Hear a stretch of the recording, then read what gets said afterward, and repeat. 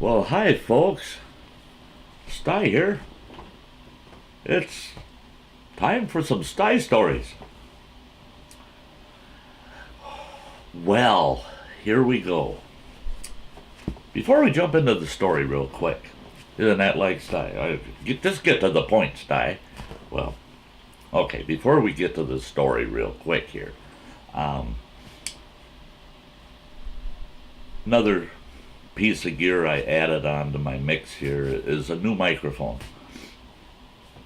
I noticed with the camera microphone, it doesn't pick up very well. So I got a new microphone. Another thing I've got is I've got this little thing going on in the background here. On my TV, I've got a program that I set up and a video I made that I could just plug audio into the background. And it's a continuous loop of waterfalls. I get to sit here and watch waterfalls while I tell you folks Sty stories. But what this does is, in 5-minute increments, it lets me know how long into the video I am and whether I should end or not. So let's say I'm coming up to the 5-minute mark. At about 3.5 minutes, I get a little flash warning that pops up that says, "End now for 5-minute video." And then at 5 minutes, it flashes up 5-minute mark. I know where I'm at. I know when to wrap it up. So if I want to do a 5-minute or a 15-minute or a 30-minute video, I've got a guide that helps me along. And I can throw a little bit of background sound or whatever in it also. So it's kind of a neat little thing I put together just to monitor my video time. But I'm going to fire that thing up and we're going to get on with the Sty story. So anyway, here we are. We're at Sty's apartment. You probably notice up here, over there. Got to get used to this backwards camera viewing. You'll see a little sign that says Sty Shack here. That sign has been with me for a few years now.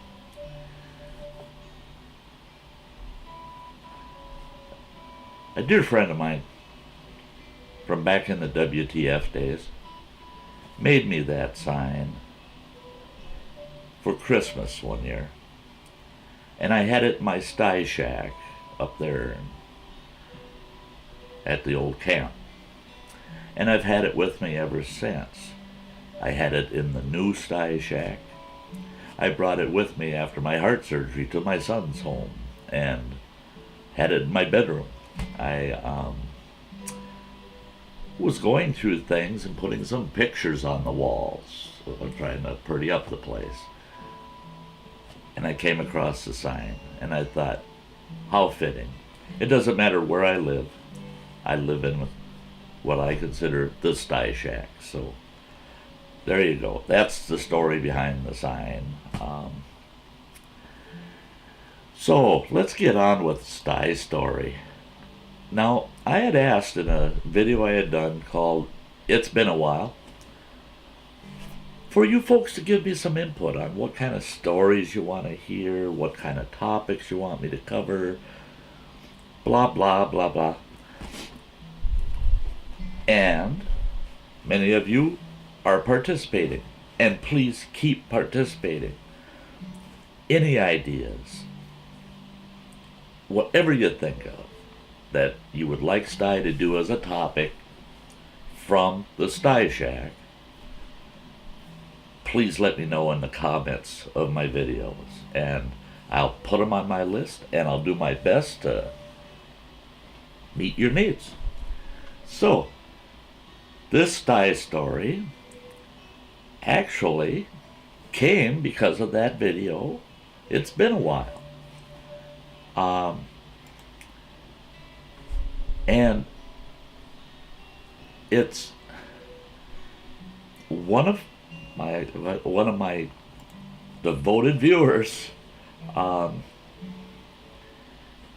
Calvin's Corner, 72. Um, we have to,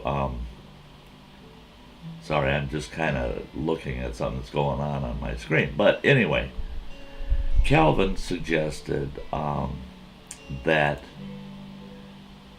I do a Stys story on my first hunt and kill. I just, like I said, I don't want to get dark or anything, but survival, bushcrafting, the outdoors, involves harvesting of wildlife, plant life, blah, blah, blah. Okay, so I'll do a Stys story about my first hunt and kill. And he suggested if I had anything from that first hunt and kill, that I share that with you and show it to you or whatever. So, unfortunately, at my age, I have nothing from that first hunt, first kill that I can show you or share with you, other than the story of it. Okay, my first hunt, first kill. I was just a little feller. I believe I was about 7 or 8 years old. Yeah, about 7, I think. And our home, we lived in town, actually, and we had a fairly large piece of property, and that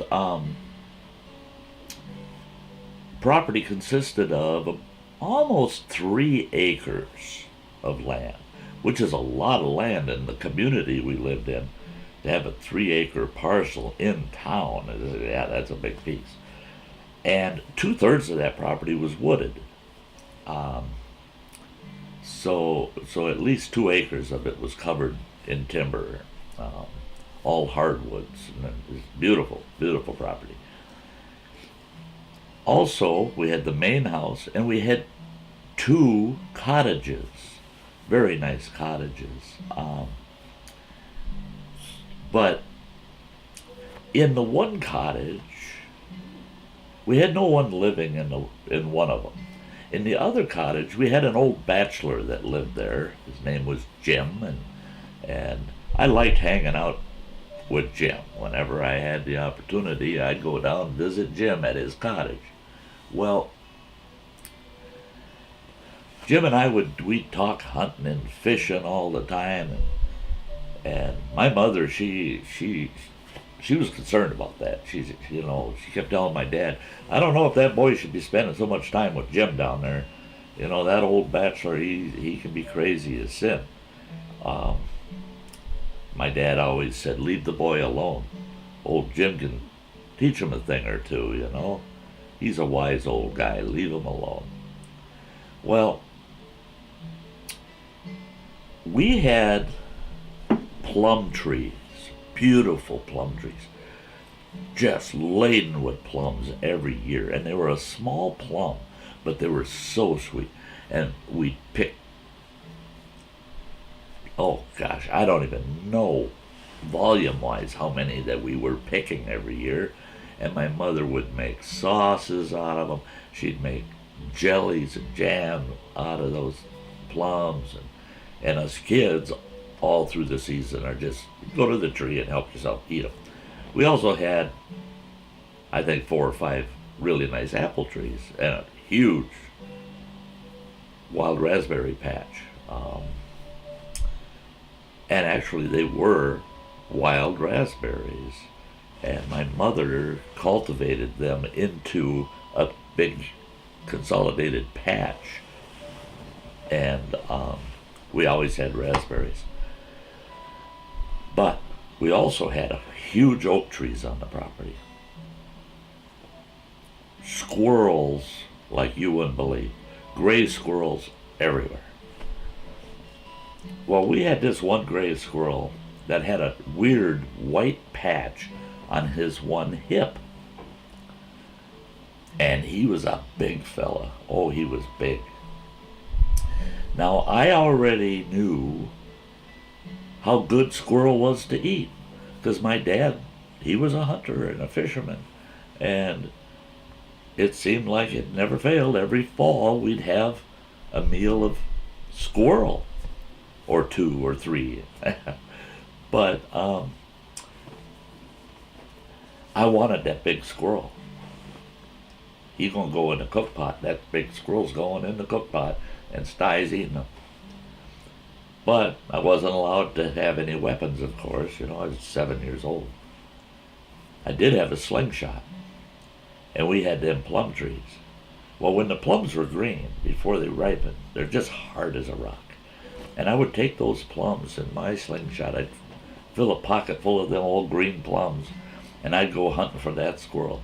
And I'd catch them up in those plum trees all the time. And boy, I'd take that slingshot. Whack! There were so many times I actually knocked them right out of the tree. But I sure the heck wasn't going to kill them with a plum. It just wasn't happening. Well, old Jim watched me for the longest time trying to get that squirrel. And he asked me, he said, why do you keep going after that squirrel? And I said, I want to kill him and I want to eat him. I really didn't want to kill him, but I knew I needed to kill him to eat him. And he says, well, I could help you out there. And I said, how? And he says, I'll show you. He goes in his cottage and he comes back out. And he's got a Crossman 22 caliber pellet gun. One that you pump up. The more you pump it, the more powerful it got. Well, now I was familiar with going out to the range and firing different long guns, shotgun, 22, 30, even at 7 years old. But I also knew Pop would give me a whooping if he caught me with any kind of firearm off the range. Well, old Jim said, this ain't a firearm, this is a pellet gun, it's an air rifle. It's not a firearm. How wrong he was, of course. Well, so he tells me, he says, we're going to set up some tin cans over here, and we're going to have you practice with this thing. So we started shooting tin cans, and I got pretty good with that old pump pellet gun. Then one day I asked him, I said, do you think this pump pellet gun's strong enough to kill that squirrel? He says, well, it sure would be, yeah. He says, if you get a good clean shot, he said, yeah, you'll take him down with this for sure.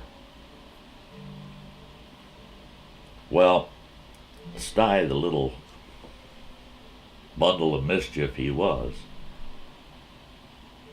had that eating on his mind for days and days. I could get that squirrel. Well, I knew old Jim took a nap every afternoon at 2 o'clock. That old boy would lay on his bed in that cottage, and he'd zonk right out, and he'd be out like a light for at least a solid hour. And I mean, the place could burn down, and Jim would not wake up. So boom, birth of an idea. So I waited till he went and took his nap. Now, he let me come and go out of his cottage all I wanted. I could go in there, grab a cookie. I could go to his fridge and get a glass of Kool-Aid, blah, blah, blah. So I go in his cottage, and right there by his door is that pellet gun.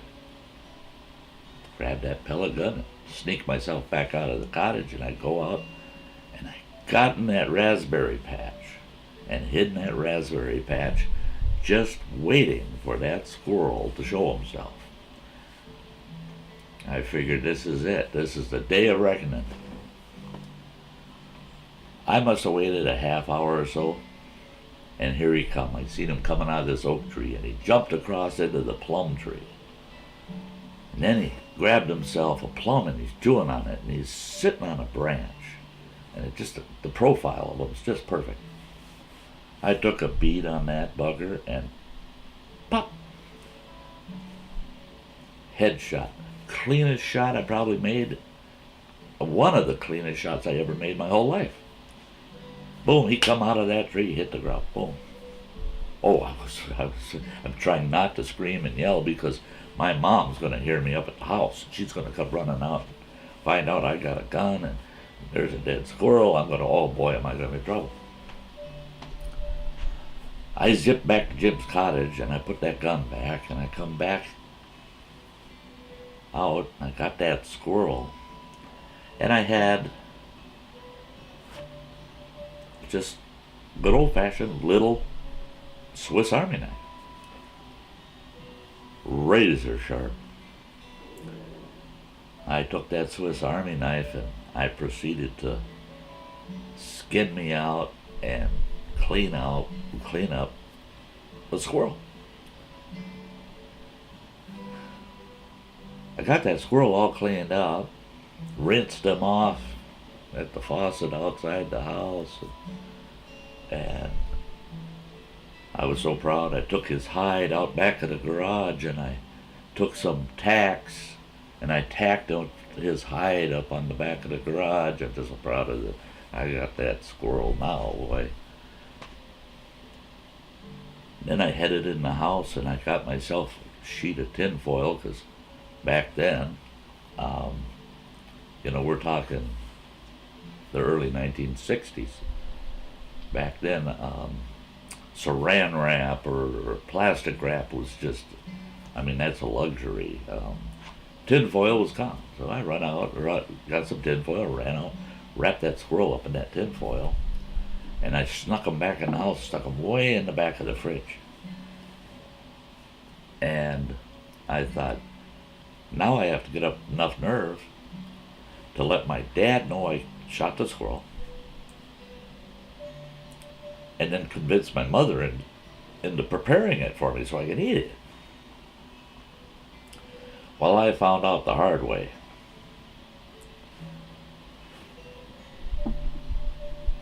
Not only was I not allowed to mess with a firearm for the next 6 months. I could watch, but I couldn't touch. Not just that. I also couldn't visit Jim for 1 whole month. I couldn't go down there and even say hello, good morning. Nothing. On top of that, I got my Swiss Army knife taken away from me. And I could only use it when my dad was present. He would give it to me, let me use it, and take it right back. For the same amount of time I was to do without any firearms. 6 months. Now, the squirrel. My mother said, I'm not cooking that thing for you. You kill it, you cook it. Oh, she was mad. 7 years old, I've got my mother standing right behind me like a vulture. She's just watching every move I make. Well, I had to quarter up that squirrel, and I was just a guessing.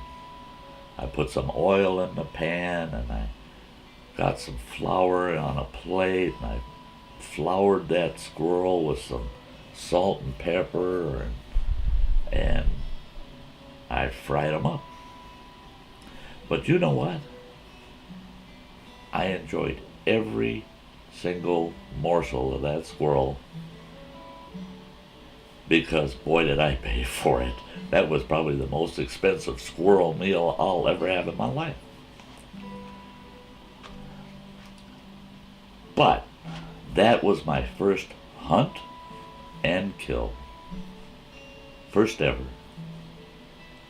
And it did give me some appreciation for the fact that studying that animal, being patient, learning its ways and its habits,